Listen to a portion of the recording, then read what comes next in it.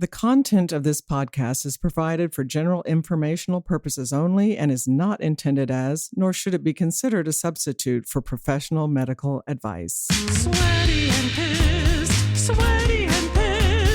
Menopause makes me sweaty and pissed. Hello, this is Karen Nickel, nurse practitioner in for Sweaty and Pissed, Menopause, and more, and I'm here with listener questions today. I have two related listener questions to answer. One is from Danielle, who asks, wondering if you can talk about supplements or diet changes to help IBS, which is irritable bowel syndrome. My daughter has IBS symptoms, but has a clean, totally normal colonoscopy. Wondering if there are tips and tricks you may have to help. I am an NP, nurse practitioner, myself, but work in the neonatal world, so I could use some help from a fellow NP. Glad to hear that you're out there listening, fellow NP. And I also have a question from Donna, who asks about supplements for people with celiac disease. So since these really are related because they're both gut problems, I thought I would talk today about what you can do to help heal your gut and create a healthy gut so that your entire body is healthy. In the past few years, there's been an increased awareness of the importance of gut health as an important piece of maintaining overall good health. The microbiome in our gut also appears to play roles in nearly every chronic disease. The gut is sometimes called the forgotten organ because 70 to 80% of your immune system lives in the gut. 90% of your serotonin is produced by the gut microbiota. The cells in your body are outnumbered 10 to 1 by microbial cells, and genetically, your microbes outnumber you 150 to 1. The good news is that the gut is affected by diet and supplementation, so there are things we can do to improve the gut health and therefore your overall health.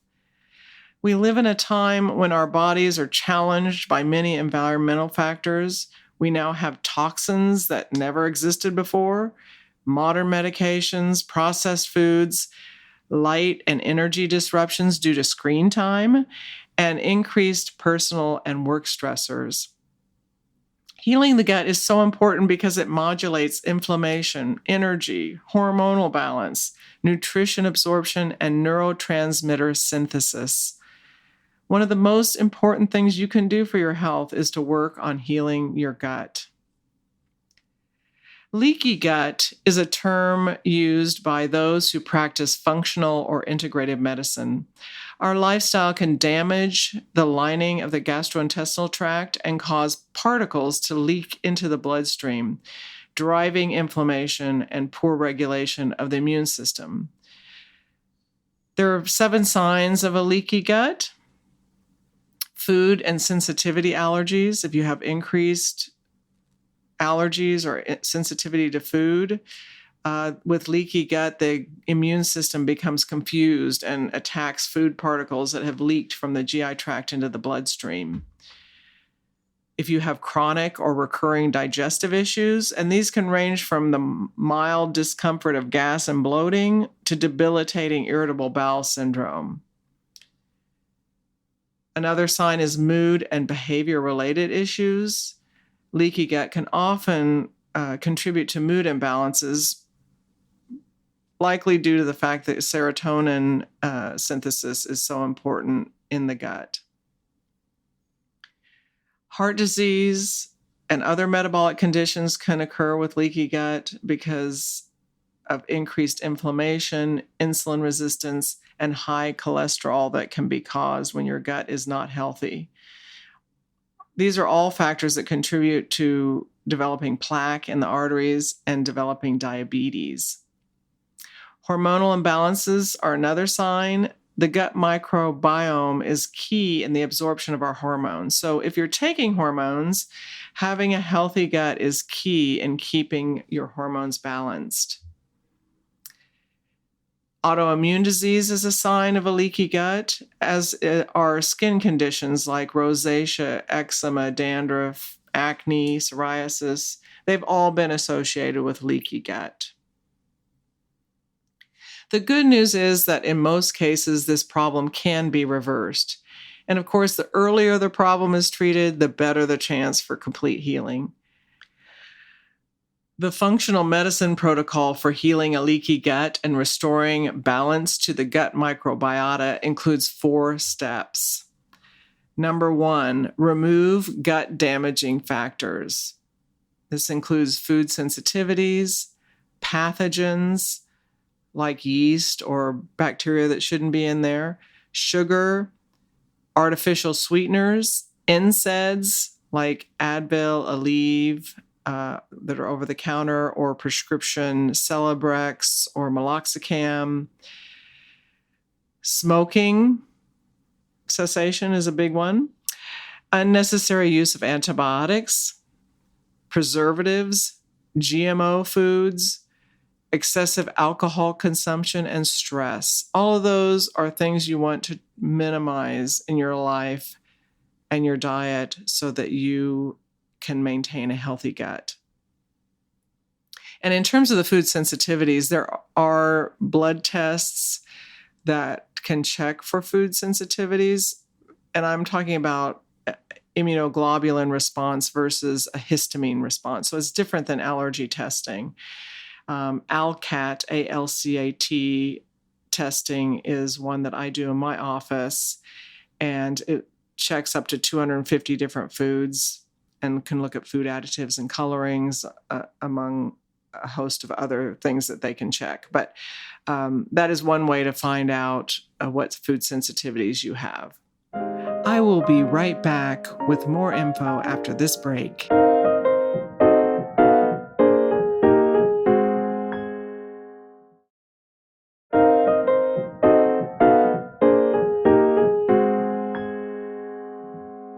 The second step is to replace needed elements to repair the lining and restore balance to the microbiome.